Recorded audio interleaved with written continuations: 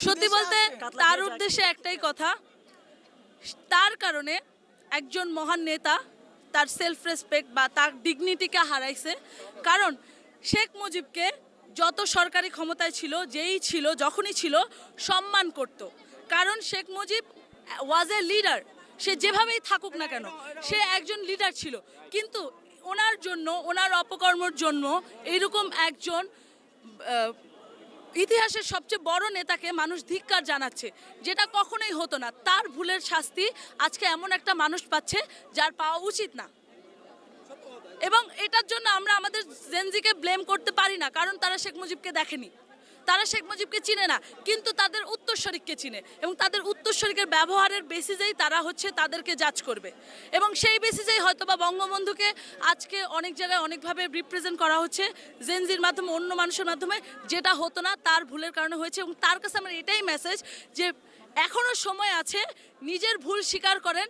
অন্য জায়গার থেকে আপনার ছেলেকে বা অন্যদেরকে দিয়ে এগুলো ঘোষণা করানোর থেকে যে আমাদের কোনো ভুল নেই। কারণ আমরা মানুষকে ক্ষমা করতে জানি, আপনি না জানলেও। তো আপনি আপনার ভুল আপনি স্বীকার করেন এবং মাপ চান। স্টুডেন্টরা এখনও আপনাকে মাফ করে দিবে। তারা আপনাকে ক্ষমতা দেখ আর না দেখ, তারা আপনাকে ক্ষমা করে দিবে, যেটা আপনি কাউকে করেননি। আপনি আয়নাঘরে টর্চার করেছেন মানুষকে, যেটা আপনি কাউকে করেননি, স্টুডেন্টরা আপনাকে করবে।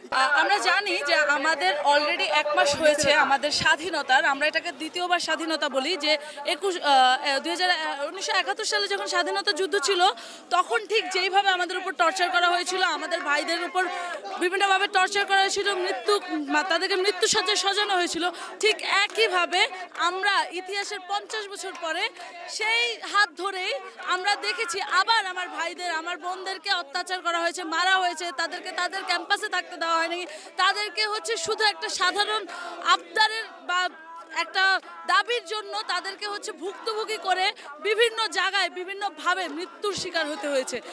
আমরা আজকেও দেখেছি আমাদের অনেক ভাইদের বাবা মা এসে বলছে যে আমার সন্তান নেই, আমার সন্তানের জন্য দোয়া করো। আমাদের ভাই, ওরা আমাদের বোন। আমরা যদি আমাদের শহীদদেরকে মনে করতে পারি, যারা 50 বছর আগে তাদের প্রাণ দিয়েছিল, আমাদের ভাইরা 1 মাস আগে দিয়েছে। আমরা যদি এটা ভুলে যাই এখনই, তাহলে আমরা 1 বছর পরে, 10 বছর পরে কিভাবে মনে রাখবো?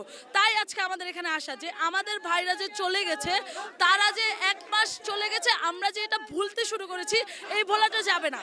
আমরা যদি 1971 সাল 50 বছর পর্যন্ত সেলিব্রেট করতে পারি, তাহলে আমাদের প্রত্যেক মাসে এটা সেলিব্রেট করা উচিত। আমাদের প্রত্যেক মাসে 5 তারিখে মনে করা উচিত যে 5 তারিখের আগে আমাদের ভাইদের সাথে কি হয়েছে।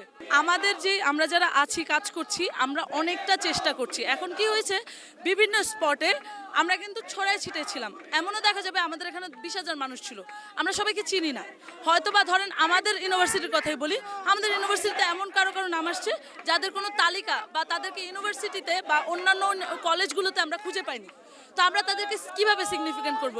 আমরা সবাইকে বলতেছি, আসেন আমাদেরকে জানান যে আপনার কে নাই, কে আহত, কে নিহত। আমরা তাহলে ওটা তালিকা করব, আমরা এটা প্রকাশ করব। আমাদের পক্ষে সম্ভব না, এটা বাস্তবতা যে আমরা কখনোই সম্ভব না যে আমরা পুরো বাংলাদেশের এত মানুষের লিস্ট নিজেরা করে ফেলবো। আমরা চেষ্টা করছি, আমরা বিভিন্ন হসপিটালে লোকজন পাঠাচ্ছি। আমাদের যারা কেন্দ্রে ভাইয়ারা, সাজিদ ভাইয়ারা, সবাই আমাদের সাথে বসেছি, স্টুডেন্টদের সাথে বলেছে যে তোমরা তালিকা করো। তারা একটা তালিকা করেছে, কারা তালিকা জমা দিবে, এভাবে আমরা প্রসেস করছি। কিন্তু ঝামেলা কি, এত মানুষ, অনেকে আগেই ট্রিটমেন্ট নিয়ে ফেলেছে, তো তাদেরকেও কিন্তু আমরা আইডেন্টিফাই করতে পারছি না। কিন্তু তাদের হেল্পটা দরকার। বা যারা শহীদ, তাদেরও কিন্তু দেখা যায় কি লাশটা না বলে নিয়ে যাওয়া হয়েছে, ডকুমেন্ট খুঁজে পাচ্ছি না। এরকম আমাদের সামনে অনেক হয়েছে। আমরা যেমন রামপুরায় ছিলাম, আমার সামনে ফাহাদ নামের একটা ছেলে, তার আইডেন্টি এখনও আমরা খুঁজে পাচ্ছি না। সে স্টুডেন্টসের কেউ না, স্টুডেন্টসের লিস্টে তাকে আমরা খুঁজে পাচ্ছি না। সে কি ড্রপ আউট, সে কি পুরনো, নতুন, আমরা অনেক খোঁজার চেষ্টা করেছি।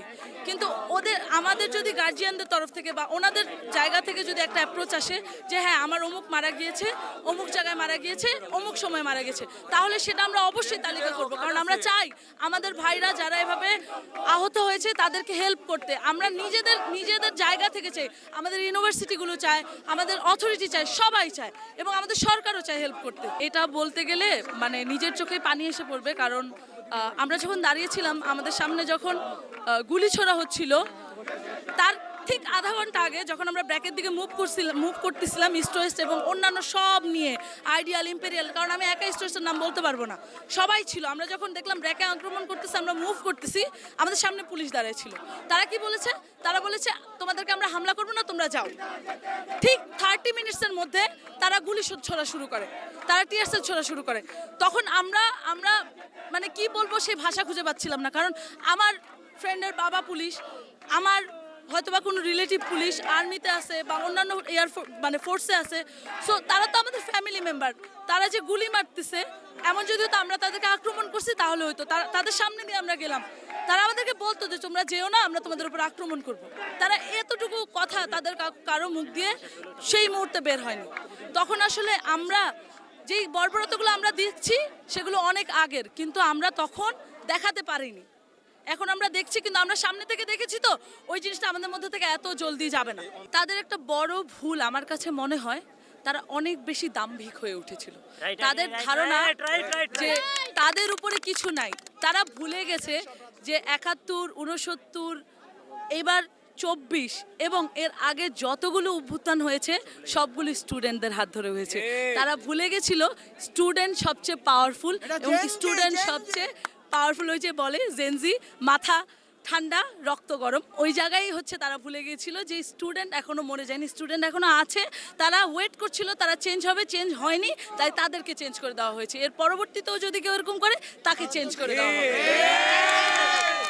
খুবই ভালো লাগছে। আমরা সবসময় বলি আমরা পাবলিক, প্রাইভেট, স্কুল, কলেজ ছাড়া আমাদের সাথে মাদ্রাসা আছে। এই কথাটা আমরা প্রত্যেক জায়গায় বলি। আমাদের যারা সমন্বয়ক আছে, আমাদের যারা হচ্ছে সিনিয়র আছে, জুনিয়র আছে, সবাই বলি। কেন বলি? কারণ আমরা প্রথম দিন থেকে আমরা মানি যে আমরা অসহায় আমাদের মাদ্রাসার ছেলেপেলে ছাড়া। তারা আমাদের একটা অংশ। আমরা স্কুল কলেজ যেভাবে পার্ট নিয়েছি তারা ওইভাবে নিয়েছে। এর বেসিসেই কিন্তু আজকে আমরা চতুর্দিকে দেখতে পারতেছি যে যারা হচ্ছে মুসলিম কন্ডাক্ট করে তারা হচ্ছে এইভাবে ওপেনলি স্লোগান দিচ্ছে। কাদের পক্ষে? স্টুডেন্টদের পক্ষে। তার মানে তারাও এই জায়গাটাই বলতে চায় আমরা স্টুডেন্ট, বাকি সব বাদ। স্কুল কলেজ ভার্সিটির সাথে সাথে মাদ্রাসারও ভূমিকা আছে, কারণ আমরা চাই সে মুসলিম হোক, হিন্দু হোক, সে অন্য কোনো ধর্মাবলম্বী হোক, সে ক্ষুদ্র নিগোষ্ঠী হোক, আর সে হচ্ছে বাঙালি হোক, যেই হোক, মানে মানে ঢাকাবাসী হোক, যেই হোক, সবাই আমরা বাঙালি। একটা জিনিস 16 বছর থেকে চলে আসছে।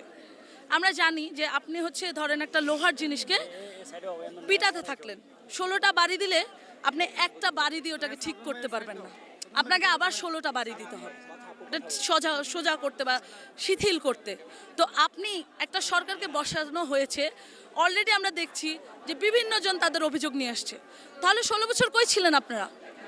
যখন স্টুডেন্টরা স্ট্রং হয়েছে, আমরা চাই আপনাদের জন্য করা হোক, কিন্তু আপনাদেরকে তো সময়টা দিতে হবে, তাকে তো ওই জায়গাটা দিতে হবে যে হ্যাঁ আমাকে আরও তাকে আমরা 2 বছর 4 বছর দেই, সে সেটেল হোক, সে সব বুঝুক, সে সব মামলাগুলো নেক, এবং কোন কোন জায়গায় গাফিলতি আছে, কোন কোন জায়গায় সমস্যা আছে, এই সমস্যাগুলো তাকে আগে রিকগনাইজেশন করতে দিতে হবে। আগামীর বাংলাদেশ গণতান্ত্রিক বাংলাদেশ চাই, যেখানে আমি কথা বলতে পারবো, একজন হিন্দু কথা বলতে পারবে, একজন মুসলিম কথা বলতে পারবে, একজন সাংস্কৃতিক ব্যক্তিত্ব কথা বলতে পারবে, একজন সাধারণ মানুষ কথা বলতে পারবে, একজন রিকশাওয়ালাও কথা বলতে পারবে, একজন দোকানদারও কথা বলতে পারবে।